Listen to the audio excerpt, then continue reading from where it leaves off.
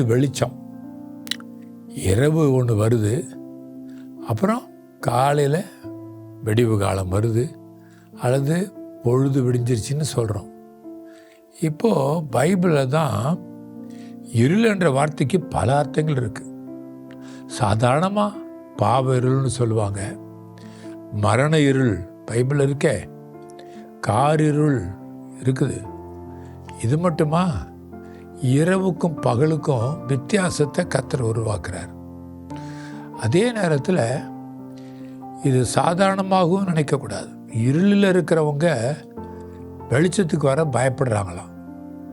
Bible declare பண்ணுதுங்க, இருளான வாழ்க்கை, பாவத்தில் இருக்கிறவங்க பரிசுத்தத்தை நேசிக்கிறதுக்கு பயப்படுவாங்க. ஆனால் இன்னைக்கு கர்த்தர் சொல்கிறாரு, உங்களுக்கு நான் வெளிச்சத்தை உண்டு பண்ணுவேன். வெளிச்சமும் எத்தனை விதமாக இருக்குது தெரியுமா உங்களுக்கு? ஏதோ 1879 இப்பொழுது நம்ம பார்க்குற டார்ச் லைட் வெளிச்சம் எல்லாம், இது தாமஸ் ஆல்வா எடிசன் கண்டுபிடிச்சார். 1833 பிறந்த ஆல்ஃபிரட் நோபல் தான் டைனமைட்டை கண்டுபிடிச்சார். அதுலேருந்து வெளிச்சம் வருது. அப்புறம் 1942 46 அட்டாமிக் எனர்ஜி வந்துருச்சு. அதெல்லாம் மிகப்பெரிய ஒளி தான். ஆனால் இப்போது உங்களுக்கு நான் சொல்ல விரும்புவது, இந்த மரண இருள்னு ஒன்று இருக்குது பாருங்கள். ஏசாயா 9:2 இருளில் நடக்கிற ஜனங்கள் பெரிய வெளிச்சத்தை கண்டார்கள். மரண இருளில் தேசத்தில் குடியிருக்கிறவர்கள் மேல் வெளிச்சம் பிரகாசித்தது. மரண இருள் இருக்குது, மரண இருள் நிறைந்த தேசமே இருக்குதான்.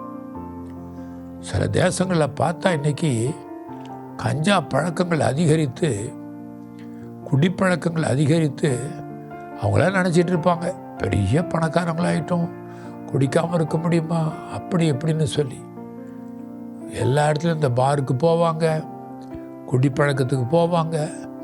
இன்றைக்கி இந்த வார்த்தையை கேட்குற யாராக இருந்தாலும் அந்த தீய பழக்கங்களை விட்டு வெளியே வந்தால் தான் உங்களுக்கு வெளிச்சம்.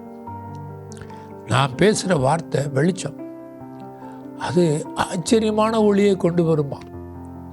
சாதாரண வெளிச்சம் இல்லைங்க, கர்த்தர் வெளிச்சத்தை உண்டு பண்ணினவர்.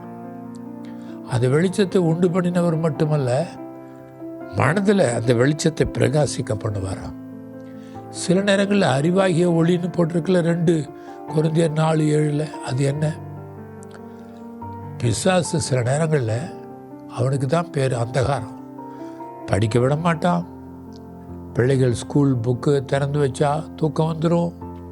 அதுக்குன்னு தூங்குற பிள்ளைகளை போய் இருள் இருள் இருள்னு திட்டி அடிச்சிடாதீங்க, உதச்சிடாதீங்க. ஆனால் நான் சொல்லுவது, அறியாமல் ஒரு இருள் வீட்டுக்குள்ளே நுழைஞ்சிடும். அது படிக்க விடாது, தூங்க வந்தால் தூங்க விடாது. மனதில் ஓடும் பயத்தை கொண்டு வந்துடும். அந்த பயம் அதிகரித்து இன்றைக்கி இந்த வார்த்தையை கேட்கிற உங்களுடைய வாழ்க்கையில் ஏதோ ஒரு பயம் இருக்குது. அதுவும் இல்லாதபடி வியாதி பலவீனம் வந்துட்டா உடனே மரண இருள் சூழ்ந்துருது. நாட்கள் என்ன ஆரம்பிச்சிருவாங்க. சின்ன சின்ன டயபெட்டிக் இருக்கும், அதை பெருசாக நினச்சிட்டு அப்படியே ஐயோ வந்துருச்சேன்னு ஒரு நடுக்கம் வந்துடும்.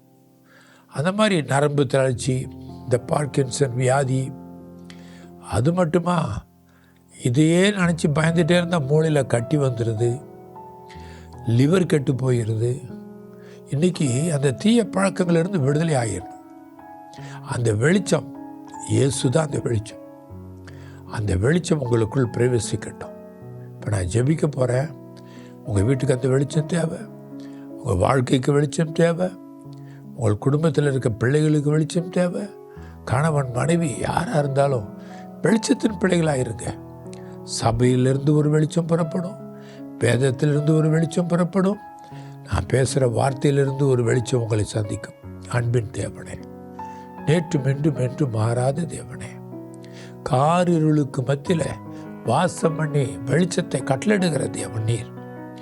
மரண இருளோ, பாவ இருளோ, தீமையான வாழ்க்கையோ, அந்தகாரத்துக்குள்ளாக சிக்கி கிடக்கிற வாழ்க்கையோ இருந்தால் எல்லாரும் வெளியே கொண்டு வாங்க. அந்தகாரத்தில் புயந்து கிடக்கிற பொக்கிஷங்களையும் எடுத்து கொடுக்கிறவர் நீர். ஒளிப்படத்தில் மறைந்து கிடக்கிற பொக்கிஷங்களையும் எடுக்கிறவர் நீர். என் ஜனங்களுக்கு வெளிச்சம் உண்டாகட்டும், சுகமும் அற்புதமும் பெருகட்டும். இயேசுவின் நாமத்தில் ஜெபிக்கிற நல்ல பிதாவே, ஆமென், ஆமென்.